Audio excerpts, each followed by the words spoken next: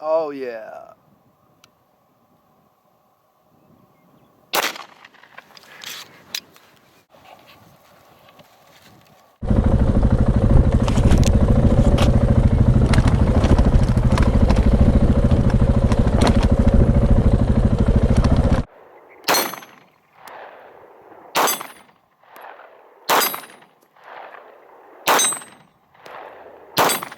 This gun rocks.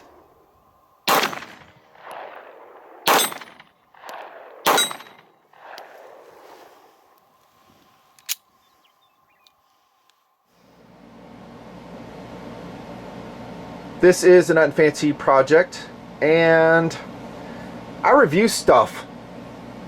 All kinds of cool stuff. Stuff that I will bring to tabletop review and recommend to you, my subscribers, to TMP. And this is a wholehearted recommendation. The Zastava M70A 9mm pistol for $200. At that price level, 10 out of 10 for certain POUs. We'll talk about that. Now, to be honest with you guys, and I always am, I didn't know too much about the TT, the TT33, the Toke. Never shot them until about a month ago. I've shot the Makarov, the Max a lot, but not this gun. So I've played catch up for this review. And perhaps you're like me and you see this gun in a flyer or maybe an online advertisement somewhere, and maybe you think it's a surplus gun. But get this, it's not. It was not in a prior service with a police force, a military force. I'm talking about the gun that you're going to buy from that flyer.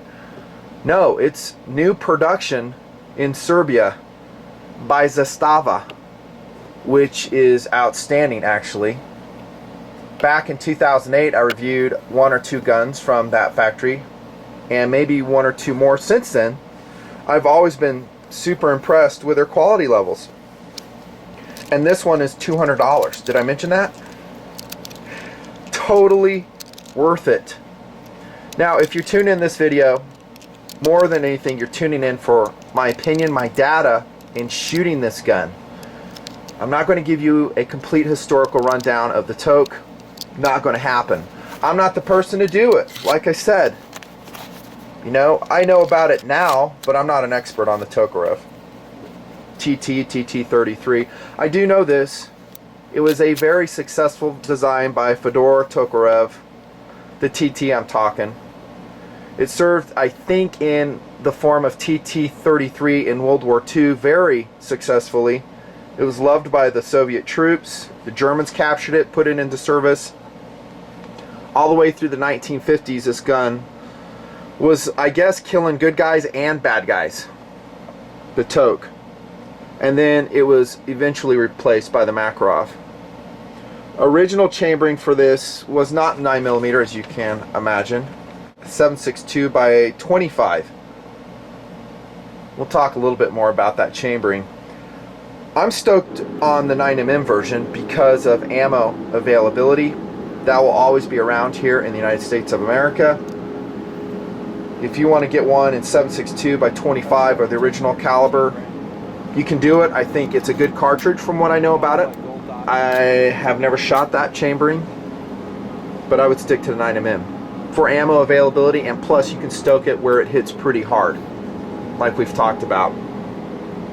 This gun is new production, I told you that, and it's also CNC manufactured.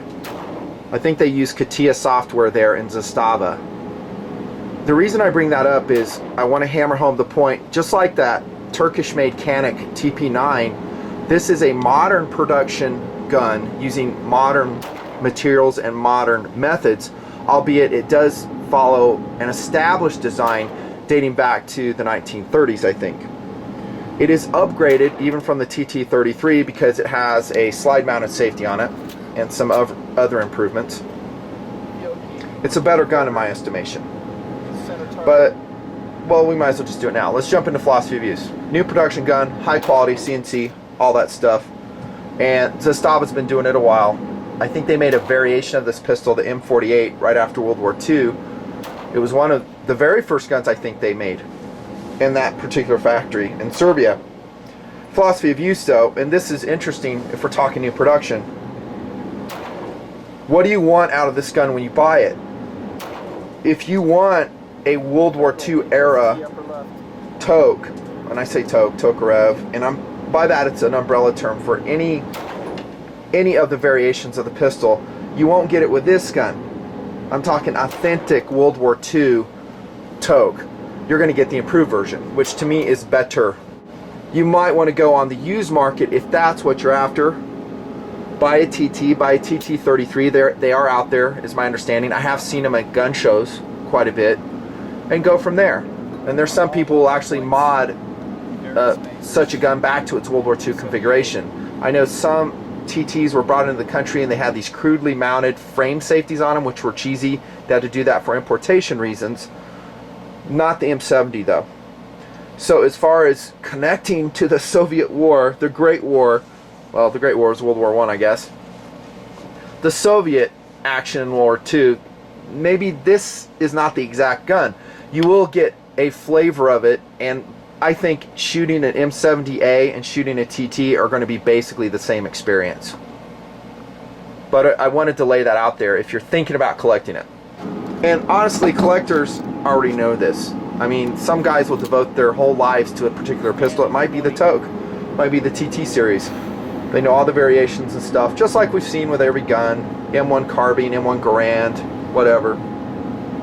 I think, though, if you expand the philosophy of use discussion, I'm going to include at $200, and by the way, that price could change. It could go up, it could go down. Sometimes I review something and the prices go up. It happens. Sometimes it goes down. The item's discontinued. It's just hard to predict. I would say recreational pistol. Yes, it's 9mm, and yes, 9mm, last time I checked, is not exactly free. You know what I'm saying? But it's cheaper than 40 and 45. It's easy to reload. Components for the 9mm are easy. And this gun is fun to shoot. Really fun to shoot. I enjoy the heck out of it, and so do all the other crew members shooting it. Recreational, absolutely. It'd be a good first gun to turn someone on to shooting, and I usually say don't turn them on to a high recoiling gun. This isn't. We'll talk about the weight here in a minute. It's pleasant to shoot. It's not intimidating. It's simple to understand. Recreational gun. How about this? And I already covered that first one. I'm talking collectability. I'll call that POU as a surplus shooter. But once again, this isn't really surplus. It's new production. Next POU, movie pistol. I love it when I remember to put this POU in because it's fun. And we have fun in these tabletops, you guys know. This has been in so many movies. Now when I say this gun, I'm going to say the Tokarev and all of its variations, not specifically the M70A, but close enough. For instance, maybe you remember the movie Red Dawn. The character Tony, played by Jennifer Grey, she had a TT-33, I think, interrogating a Spetsnaz dude. Remember that? Lots of other movies have shown it in action, both on good guy's side and bad guy's side. And in a lot of war movies, it's very realistic because it is so prevalent in so many conflicts. You can find the TT, the TT-33, perhaps even the M70 series in whatever conflict you want to name. Afghanistan, Iraq, Vietnam, Korean conflict, World War II. It's pretty much everywhere. Somalia.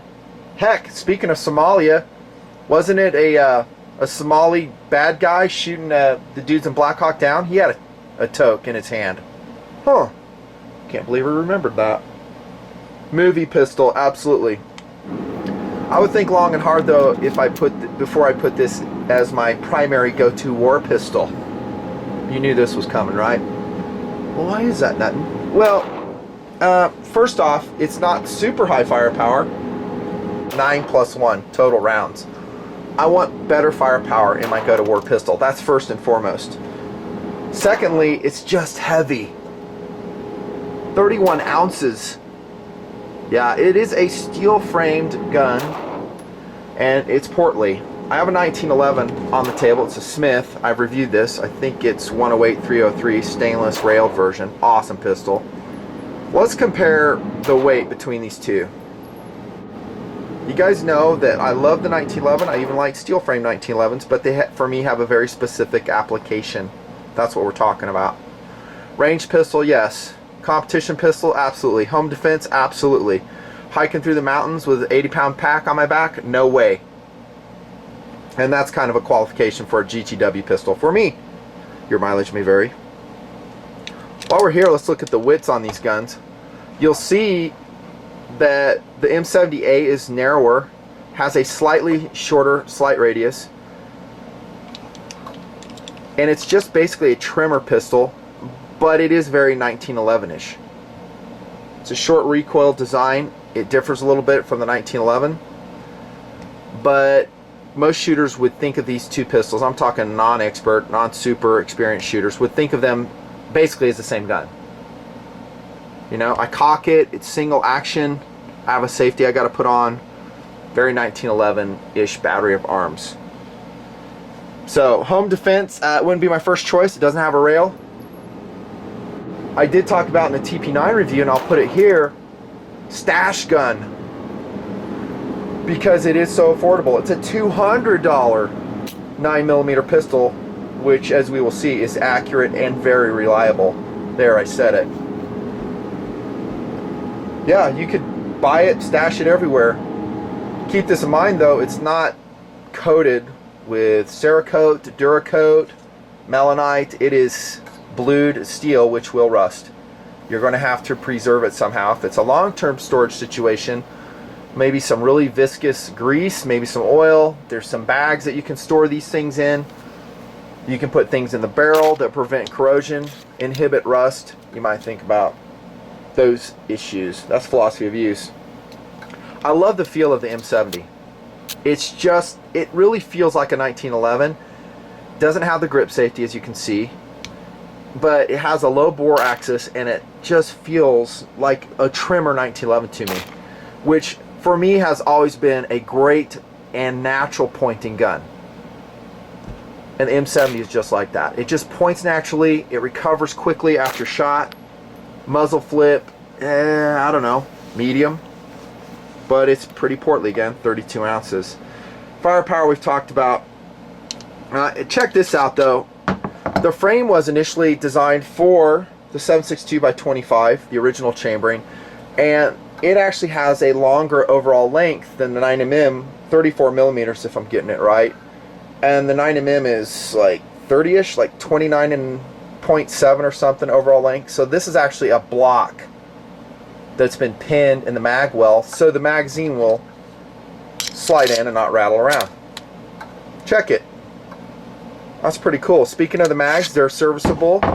They're definitely not Metgar, and you get 2 of them with your purchase. And they are hard to find. Yeah, I looked around a little bit, maybe I missed them, but I didn't see like M70 magazines oozing out on the internet. So that might be a bit of a downside, finding more.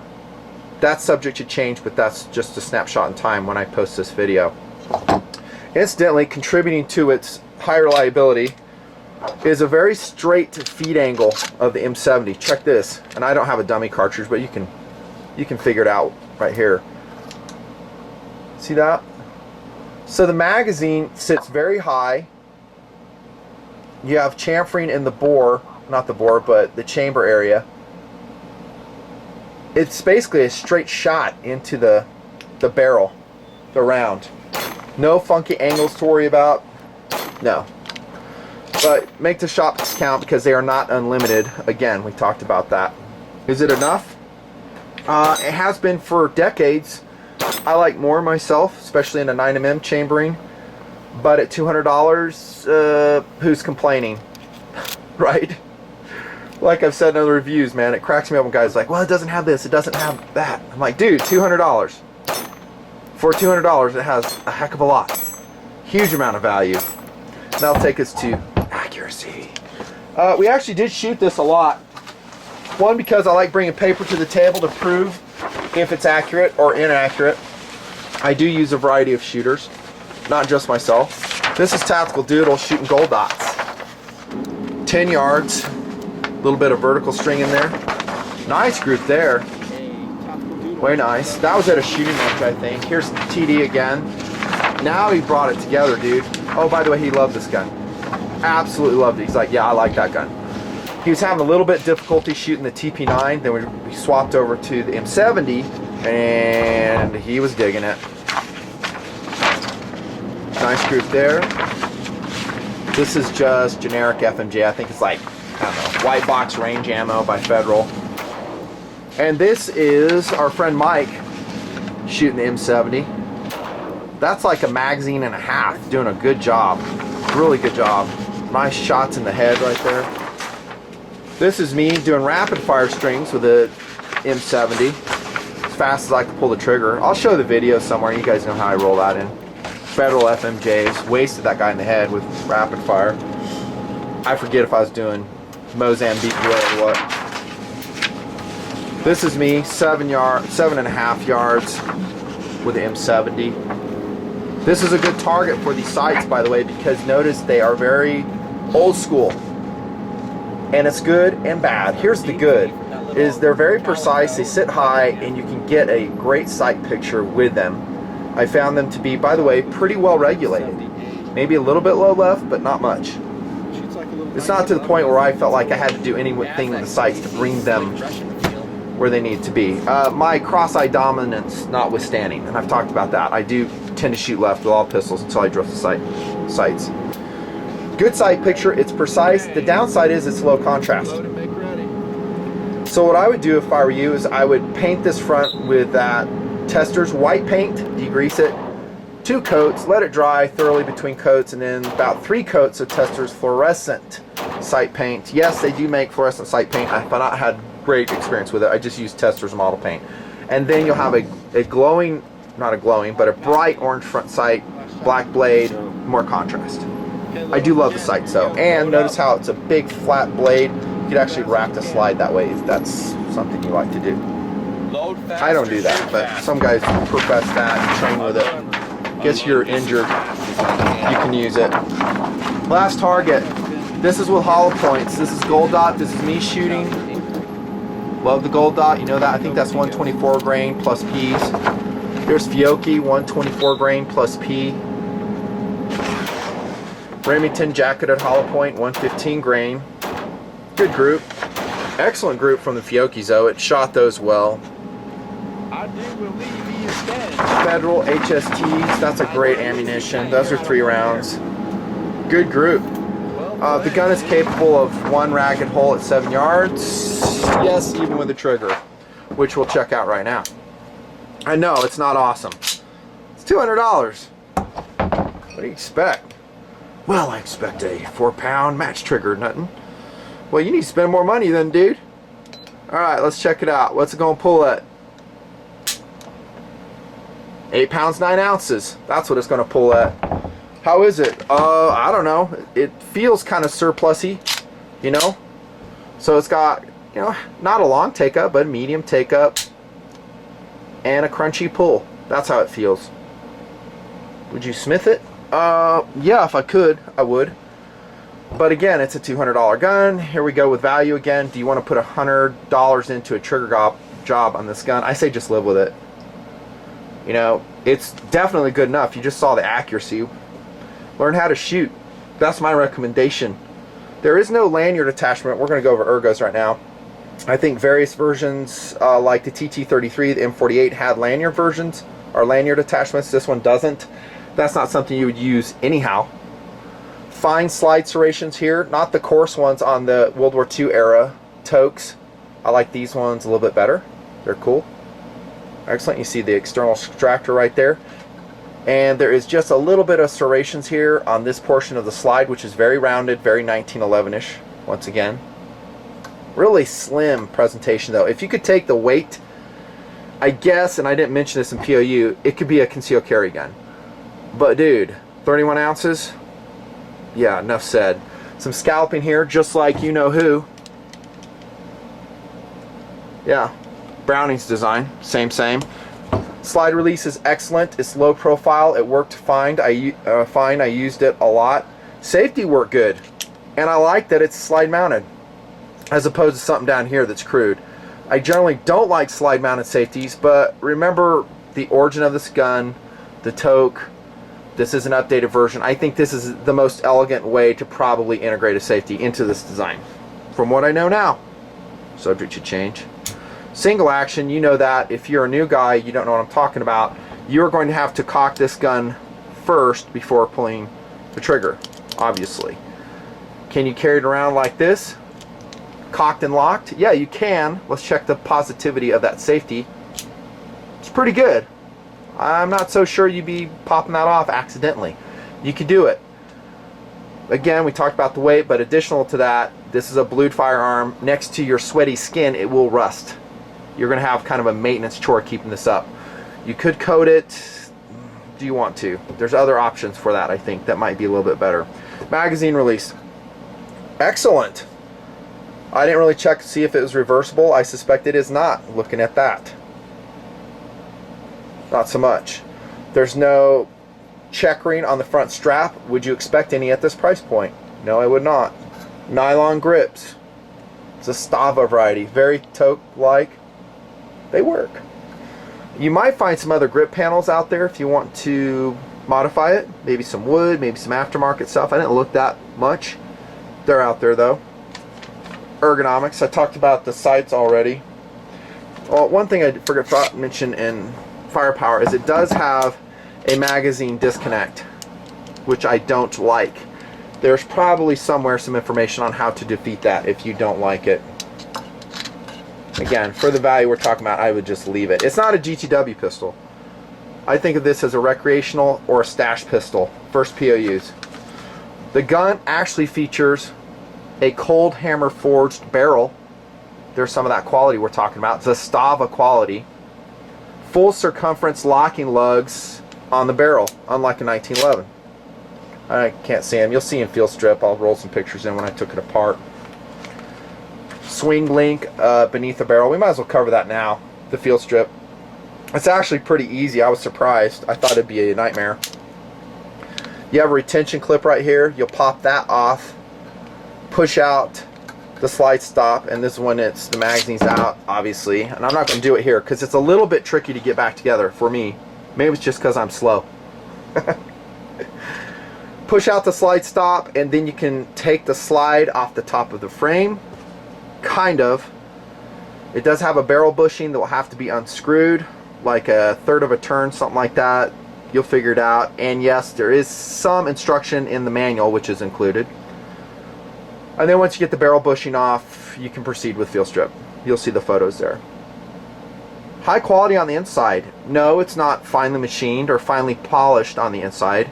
I don't think you'd want it to be because the cost would go way up. It does have a steel guy rod, which is cool. And it's actually an articulated guide rod. I'm glad I remembered this. And so that might make the reassembly just a little bit tricky if memory serves. Just take your time. You'll figure it out. Make sure everything's in the proper orientation. Lube it up. Militech, slip, whatever you want. Freaking Crisco. I'm kidding on the Crisco. And that's field strip. Accessories. Magazine availability we've discussed. There's a whole bunch of holsters, probably surplus or reproduction surplus variety for the M70A. You can go out and get those. It will fit into most 1911 universal holsters, and by universal I'm talking ones that would fit a wide variety of 1911s, even railed versions. An example of that would be the Black Hawk Spec Ops holster, the nylon drop down. Obviously that will fit. I didn't really go out looking for specific Tokarev holsters, but I'm sure there's a ton. The gun's been around since World War II. It's been extremely successful both in wars and in civilian hands, so there's options. But you really got to go back to POU and say, am I carrying this gun all the time? I think realistically most dudes will use it as a stash gun, in which case it's not going to be in a holster at all. It will be in like a zip carry case of some sort, and I think that would be a smart way to carry your M70A. There might be some shoulder holsters out there too, and honestly I didn't look, sorry. There might be some side options if you want to do it. People who work on the triggers, watch the costs. You know, value is off the charts, dudes. You've probably figured that out by now. I mean, seriously, $200 for a modern production CNC Zastava pistol? That's smoking. That's less than that TP9 I just reviewed. Amazing. I mean, how many of these could you buy for the price of this Smith & Wesson 1911? Let me guess. 5? This is about $1,000 1911. And that's considered cheap in a lot of circles, right?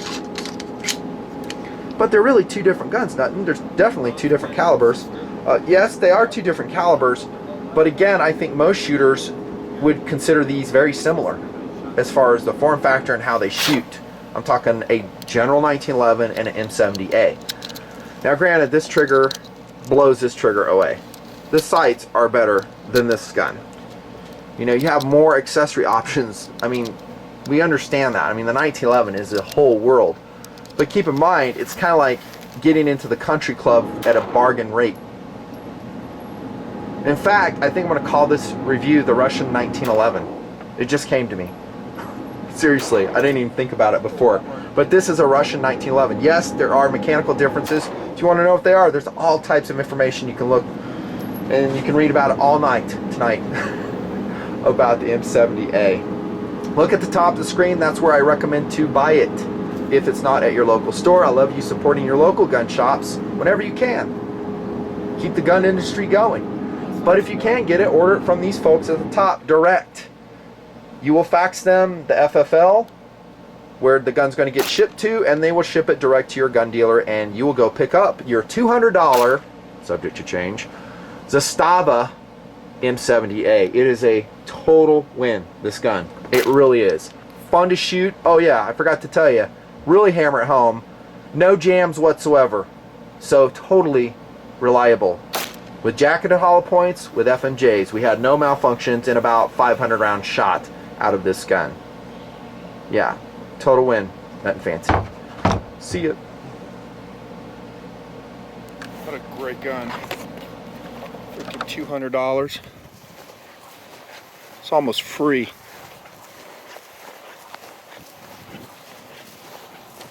25 yards.